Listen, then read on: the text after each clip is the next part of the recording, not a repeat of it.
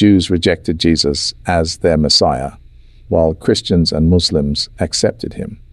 The difference between Christianity and Islam concerning Jesus' messiahship is that Islam does not believe Jesus was a Davidic Messiah, as Christianity does. The Quran traces Jesus' lineage back to Aaron and the Levite lineage, rather than David and Judah. How is this argument articulated?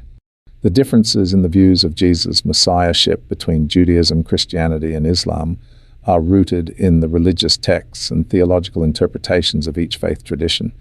In Judaism, the concept of the Messiah, Mashiach in Hebrew, is traditionally understood as a future Jewish king from the Davidic line who will be anointed and will rule the Jewish people during the Messianic Age.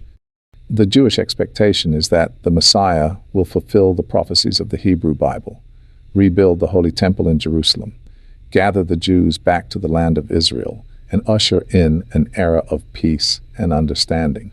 Since Jesus did not fulfill these expectations during his lifetime, and because Jews do not accept the New Testament as scripture, the majority of Jews do not accept Jesus as their Messiah. Christianity, on the other hand, emerged from Judaism, but took a different interpretation of the Messiah. Christians believe that Jesus is the promised Messiah and the Son of God. They believe that he fulfilled Old Testament prophecies through his teachings, miracles, death, and resurrection. The concept of Jesus as the Davidic Messiah is central to Christian theology, emphasizing his lineage from King David as foretold by the prophets, such as in the book of Isaiah and the Psalms. The New Testament, particularly in the Gospels of Matthew and Luke, provides genealogies that trace Jesus' ancestry back to David, aligning with the Jewish expectation of a Davidic Messiah. Islam respects Jesus as a prophet and the Messiah, but has a different understanding of his role and nature. In Islam, Jesus is considered one of the greatest prophets, born to the Virgin Mary without a father, performing miracles and delivering a message of monotheism.